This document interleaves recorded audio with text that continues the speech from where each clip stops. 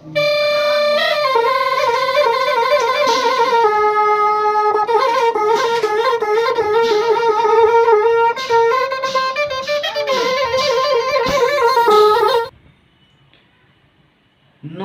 বন্ধু বান্ধৱীসকল, কি খবৰ আপোনালোকৰ? নিশ্চয় সকলোৰে ভাল, আৰু যিসকলৰ বেয়া ভগৱানৰ ওচৰত প্ৰাৰ্থনা কৰিছোঁ যাতে সোনকালে ভাল হয় আৰু ভাল দিন আহক সোনকালে আপোনালোকৰ। আৰু মোৰো ভালেই। আৰু বৰ্তমান জুনাইত হৈ থকা যি শংকৰ সংঘৰ যি বাৰ্ষিক অধিৱেশন, সেই অধিৱেশন চাবলৈ কোন কোন আহিব পাৰিছে আৰু কোন কোন পৰা নাই তেওঁলোকে জনাব কমেণ্ট কৰি। আৰু খুব দুৰ্ভাগ্যৰ কথা, মোৰো সেই অধিৱেশন চোৱাৰ সৌভাগ্যকণ নহ'ল। আৰু কিয় নহ'ল কৈ আছোঁ। আৰু মোৰ ভিডিঅ' যিসকলে আগতে চাইছে তেওঁলোকে নিশ্চয় গম পায়েই, কৰ্মসূত্ৰে মই অসমৰ বাহিৰত থাকোঁ আৰু সেইকাৰণে আচলতে মই ঘৰত নাই এইবাৰ, আৰু সেইকাৰণে চাবলৈ যাব নোৱাৰিলোঁ। আৰু তথাপিতো মোৰ কেইজনমান বন্ধু আছিল তাত, আৰু তেওঁলোকে সেইখন সৌভাগ্য কৰি দিলে মোক, কাৰণ আজিকালি যিহেতু মোবাইল আছে, মোবাইলত তেওঁলোকে ভিডিঅ' কৰি মোলৈ ভিডিঅ' পঠালে আৰু মই চাব পাৰিলোঁ। সেইখন সৌভাগ্য মোৰ হ'ল। আৰু কেতিয়াও আচলতে লাইভ চোৱাখন কেতিয়াও হ'ব নোৱাৰে, তথাপিতো যিহেতু মই চালোঁ আৰু ভাবিলোঁ আপোনালোকক অকণমান দেখাম, আৰু সেইকাৰণে এই ভিডিঅ'টো বনাইছোঁ। মানে এতিয়া যাব লাগিব, মোবাইলত যাব লাগিব, কাৰণ আৰু বেলেগ ব্যৱস্থা নাই। আৰু ডাইৰেক্ট গৈ লগ পাই আছোঁ অধিৱেশনস্থলীত। বলক দেৰি নকৰোঁ, আজিৰ ভিডিঅ'টো আৰম্ভ কৰোঁ।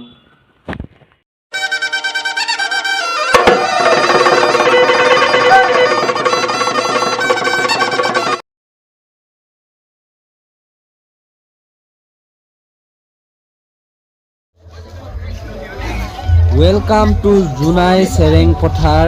আৰু ইয়াতেই হৈ আছে 92 সংখ্যক শংকৰ সংঘৰ বাৰ্ষিক অধিৱেশন, আৰু এয়া আছিল দিনৰ পৰিৱেশ। আৰু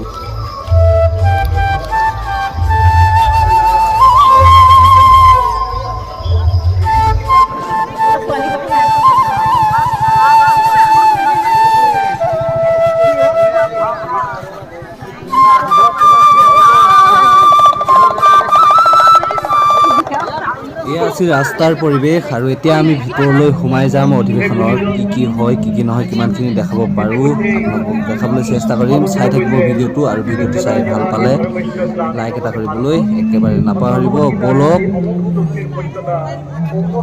এয়া আচলতে ভিতৰৰ পৰিৱেশ। আৰু এতিয়া আপোনালোকক লৈ যাম প্ৰদৰ্শনী আৰু বাণিজ্য মেলা দেখাবৰ কাৰণে।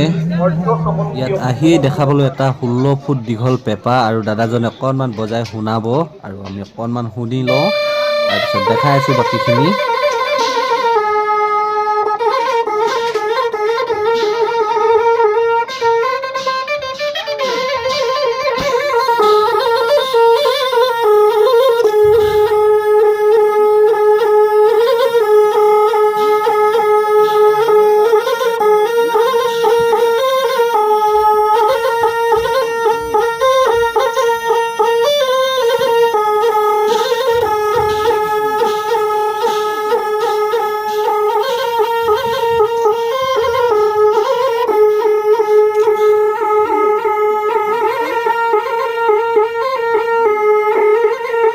এনেবোৰ সৃষ্টিৰাজিৰ পৰাই আচলতে গম পোৱা যায় অসমখন কুটীৰ শিল্পৰ ক্ষেত্ৰতেই হওক বা হস্তশিল্পৰ ক্ষেত্ৰতেই হওক কিমান চহকী। আৰু বলক আগলৈ গৈ দেখাই আছোঁ।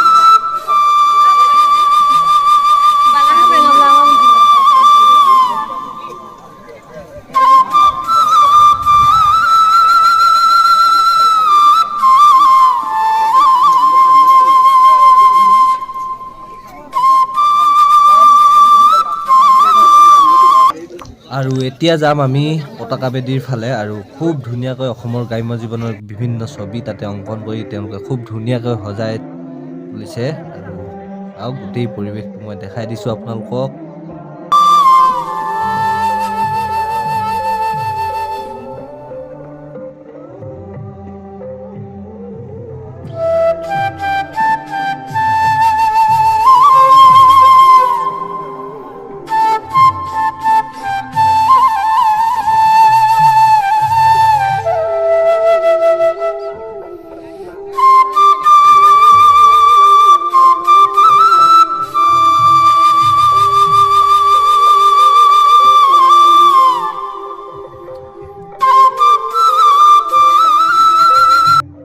আৰু এইফালে আছে মূল মণ্ডপ ভাগ আৰু এই মূল মণ্ডপ ভাগত যিবিলাক খুঁটা ব্যৱহাৰ কৰা হৈছে আচলতে সকলোবিলাক চেয়া গছৰ খুঁটা আৰু যিটো বাটচ'ৰা বনোৱা হৈছে আৰু সেইখিনি সম্পূৰ্ণ ধানেৰে বনোৱা হৈছে, খুব ধুনীয়াকে বনোৱা হৈছে।